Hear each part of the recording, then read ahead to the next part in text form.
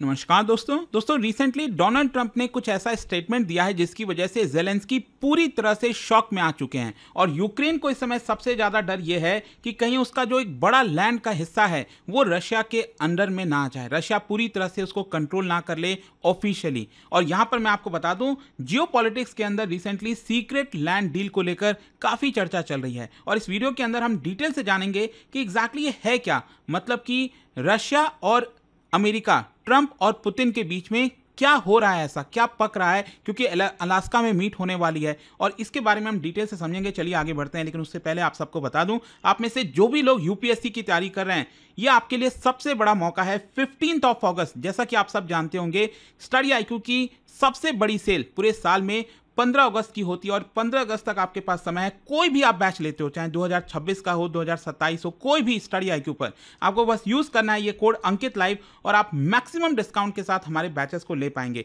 कोई डाउट हो रहा है, प्रॉब्लम हो रहा है, ये फोन नंबर दिया है, मेरी पर्सनल टीम आपको हेल्प करेगी पूरी तरह से गाइड करने में। ऑप्शनल के भी कोर्सेज अवेलेबल हैं।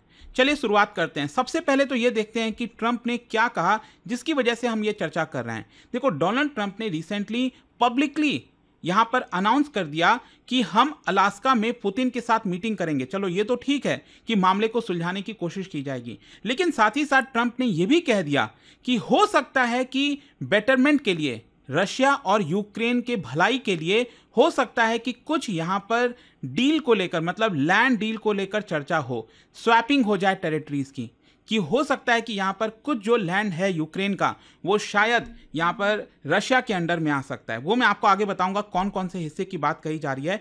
लेकिन जैसे ये पब्लिक कमेंट आया यहां पर ट्रंप की तरफ से, उसके बाद से काफी ज्यादा हलचल मच गई पूरे जियोपॉलिटिक्स के अंदर। इंटरनेशनल लेवल पर हर एक देश की तरफ से काफी ज्यादा इसको लेकर चर्चा है कि एग्जैक्टली क्या होने जा रहा है। तो यहां पर आपको थोड़ा सा समझना पड़ेगा, जब हम लैंड स्वैप की बात कर रहे हैं तो एग्जैक्टली कौन से टेरिटरीज की बात कर रहे हैं। देखो, अभी क्या है कि ये चीजें कंफर्म नहीं है, लेकिन डोनाल्ड ट्रंप ने क्योंकि यहां पर पब्लिकली इसके बारे में कहा है कि हो सकता है कि कुछ स्वैपिंग हो टेरिटरीज का, आप समझ रहे हो, some swapping of territories, and that is why इसकी यहां पर चर्चा हो रही है।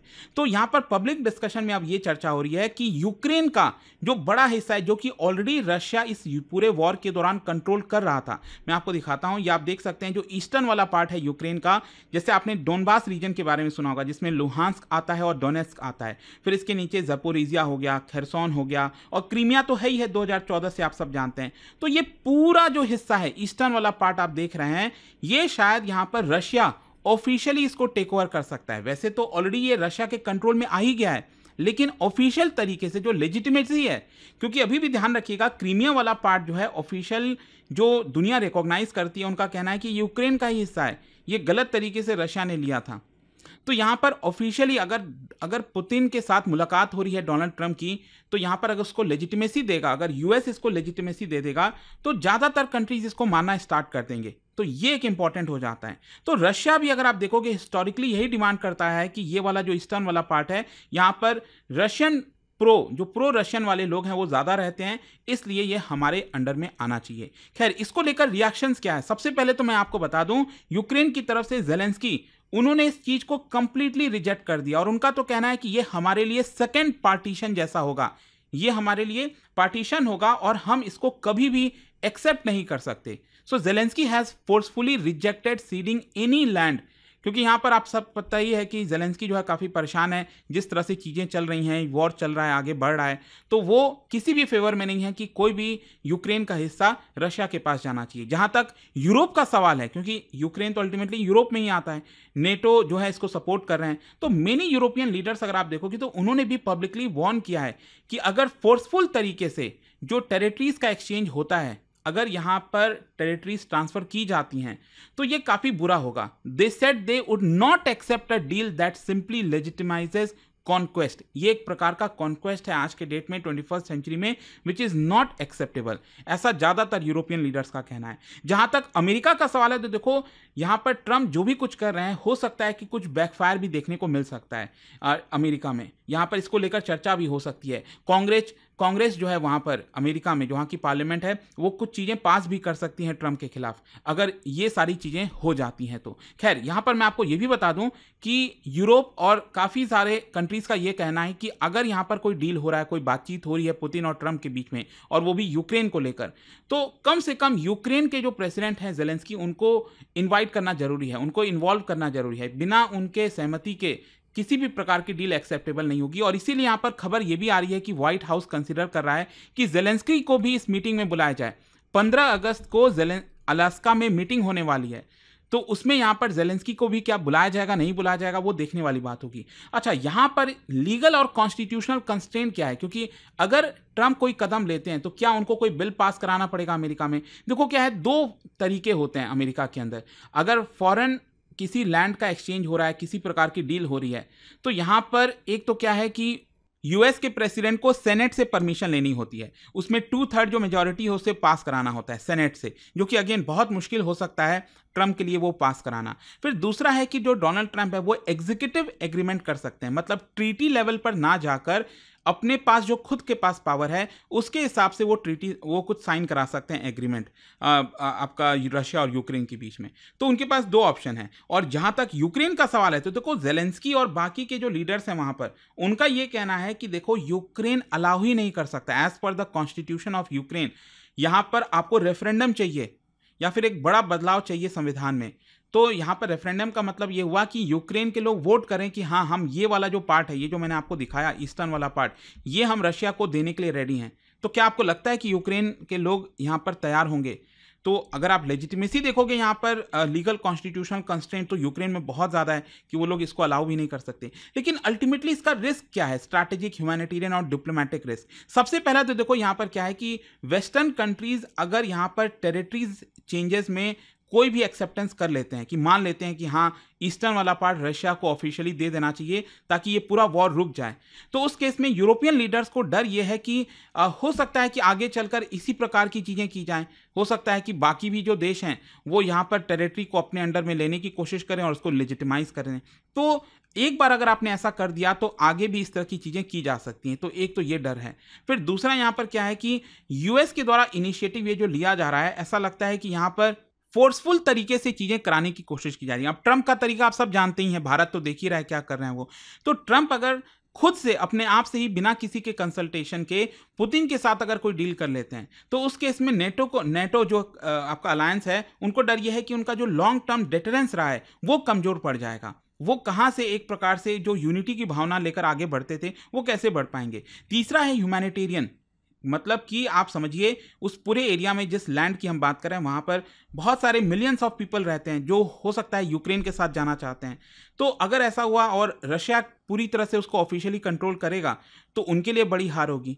तो ह्यूमैनिटेरियन कॉस्ट भी हो सकता है, सिक्योरिटी कॉस्ट हो सकता है इसका। फिर नेक्स्ट है आपका सैंक्शंस। बेसिकली क्या है कि रशिया साथ ही साथ डिमांड कर सकता है कि जो भी उसके ऊपर सैंक्शंस लगाए गए हैं उसको लिफ्ट कर दिए जाएं। और दूसरा है यहाँ पर कि क्या यूक्रेन आगे सिक्योर होगा। मान लो वो पूरा एरिया अगर ले भी लेता है रशिया, तो क्या गारंटी है कि आगे यूक्रेन के ऊपर अटैक नहीं होगा, यूक्रेन सिक्योर रहेगा। तो उसके लिए हो सकता है कि यहाँ पर पीस कीपर्स भेजना पड़े बॉर्डर्स के ऊपर। तो वो सारी चीज़ें भी यहाँ पर देखनी होगी। तो बहुत सारे खतरे हैं इसके अंदर। अच्छा, यहाँ पर एक और चीज़ है कि जो चीज़ें इस समय चल रही हैं ना, पुतिन और ट्रंप कर रहे हैं, क्या ये स्लो डिफीट होने वाली है यूक्रेन के लिए? ये एक बड़ा सवाल है और इसको काफ़ी लोग एक्सेप्ट कर रहे हैं कि हाँ, अगर ऐसा होता है तो ये डेफिनेटली यूक्रेन के लिए स्लो डिफीट होगी। मतलब कि आप देखिए, सबसे पहला है डिप्लोमेटिक साइडलाइन। अब 2 ग्रेट पावर्स एक साथ मिल रहे हैं, मतलब पुतिन और ट्रंप मिल रहे हैं कहां पर? यूएस के टेरिटरी में। अब कितने साल के बाद आप सोचिए, 2015 में शायद मुझे याद है कि ओबामा से मुलाकात किए थे पुतिन जो है अमेरिका में। तो 2015 के बाद पहली बार ऐसा हो रहा है कि पुतिन जो है अमेरिका के सॉइल पर जाएंगे 10 साल बाद। तो ये बड़ी बात होती है अपने आप में। तो 2 ग्रेट पावर्स आपस में अगर कोई डील कर ले रहे हैं, तो जो तीसरी जो कमजोर कंट्री है वो तो साइडलाइन हो गई ना, उसका तो कोई वैल्यू नहीं रहा, बल्कि उसकी जो टेरिटरी है वो तो चली गई। तो ये डिप्लोमेटिक साइडलाइन हो सकता है जिसकी वजह से ये यूक्रेन के लिए स्लो डिफीट है। दूसरा है आपका normalisation of de facto control. मतलब कि अगर मान लो कोई डील नहीं भी होती है, अगर कहा जाता है कि मान लो यहाँ पर जो है आपका सीज फायर लगा दिया जाता है, तो जब भी सीज फायर होता है इस कंडीशन में, अब क्योंकि जैसा मैंने आपको पहले ही बताया कि ऑलरेडी ये वाला जो पूरा हिस्सा है वो रशिया कंट्रोल कर रहा है, पूरे वॉर के दौरान रशिया ने कंट्रोल कर रखा है इस पूरे एरिया में। और मान लो अभी सीज फायर हो जाता है, एक बार सीज फायर हो गया तो ये परमानेंट लाइन बन जाएगी। जो ज्योग्राफी आप देख रहे हो ना यूक्रेन की, कुछ वैसे ही हो जाएगी। फॉर एग्जाम्पल मैं आपको याद दिलाऊं, भारत के केस में क्या हुआ था, आज़ादी के जस्ट बाद जो पाकिस्तान है उसने अपने लोगों को भेजकर जम्मू कश्मीर का एक बड़ा हिस्सा आज के डेट में जो है वो अपने अंडर में रख लिया, फिर सीज फायर लग गया। आप सब जानते हैं पंडित नेहरू जी यूएन गए, वहाँ पर जाकर जो है सीज फायर लगा, और उसके बाद जब तक सीज फायर लगा हुआ है तब से पाकिस्तान के कंट्रोल में है वो पूरा एरिया, पाकिस्तान ऑक्यूपाइड जम्मू कश्मीर जिसको हम बोलते हैं वो हमारा। तो ये एक बार सीज फायर हो जाता है ना, तो वो एक परमानेंट ही एक प्रकार से आप समझिए लाइन बन जाती है, फिर वहां से बैकआउट करना बहुत ज़्यादा मुश्किल होता है। नेक्स्ट है आपका लेजिटिमेसी बूस्ट फॉर मॉस्कोज डिमांड।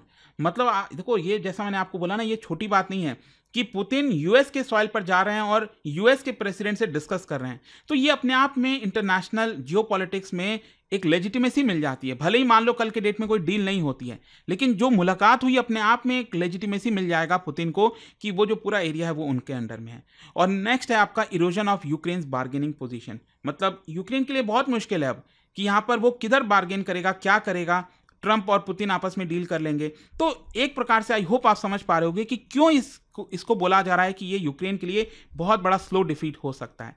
अब क्वेश्चन ये है कि व्हाट नेक्स्ट, आगे क्या देखना है। देखो 15 अगस्त को अलास्का में मीटिंग होगी, ज्वाइंट स्टेटमेंट जारी किए जाएंगे व्हाइट हाउस की तरफ से, रशिया की तरफ से। देखना होगा उसमें क्या बोला जाता है। फिर यूक्रेन का क्या रेस्पॉन्स आता है, क्या यूक्रेन उसको एक्सेप्ट करता है, रिजेक्ट करता है, कंडीशंस डाले जाते हैं जेलेंस्की के द्वारा, और साथ ही साथ नेटो के मेंबर्स ईयू के द्वारा क्या बोला जाता है। बाकी की भी फॉरेन कंट्रीज बोलेंगे। जैसे फॉर एग्जाम्पल भारत ने वेलकम किया है, जो डोनाल्ड ट्रंप और पुतिन की मीटिंग हो रही है अलास्का में, भारत उसको वेलकम कर रहा है कि लेट्स सी चीजें रिजॉल्व हो जाए, क्योंकि हमारा भी इंटरेस्ट है इसमें, क्योंकि हमारे ऊपर टैरिफ इसी को बोलकर लिया जा रहा है कि रशिया के साथ आप व्यापार मत करिए। तो देखते हैं अब अल्टीमेटली क्या होता है। बट आई होप कि इस वीडियो में जो भी कुछ चल रहा था वो आपको समझ में आया होगा। और जाने से पहले एक बहुत ही इंटरेस्टिंग क्वेश्चन, क्या बता सकते हो which one of the following region, इनमें से कौन सा ऐसा रीजन है यूक्रेन का जो कि काफी फेमस है अपने फर्टाइल चेर्नोजम के लिए। मतलब इसको ब्लैक सॉइल कहा जाता है, काफी फर्टाइल होता है, and it is part of the world's most major grain producing zone.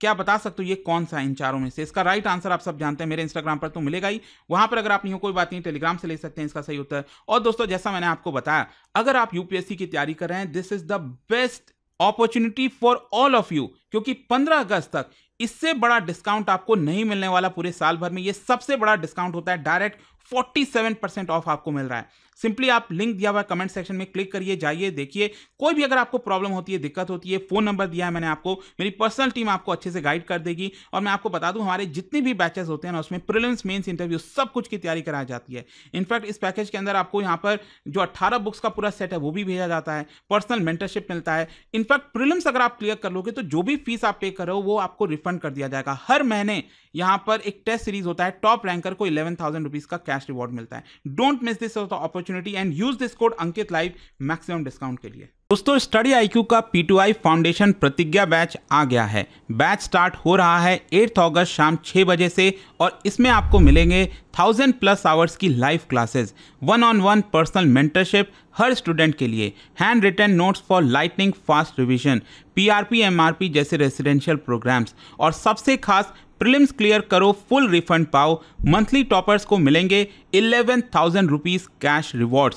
तो सीट्स लिमिटेड हैं, अभी डिसीजन लो। Download study IQ app, search करो P2I Pratigya batch, select target year and use code Ankit live ANKITLIVE for maximum discount. अभी भी कोई doubt हो तो मेरी पर्सनल टीम को कांटेक्ट कर लेना। नंबर है 092400239293। यह कोर्स नहीं, यह IS का असली लॉन्च पैड है। Start smart, go strong, be unstoppable. Study IQ IS, आपका सिलेक्शन हमारा मिशन।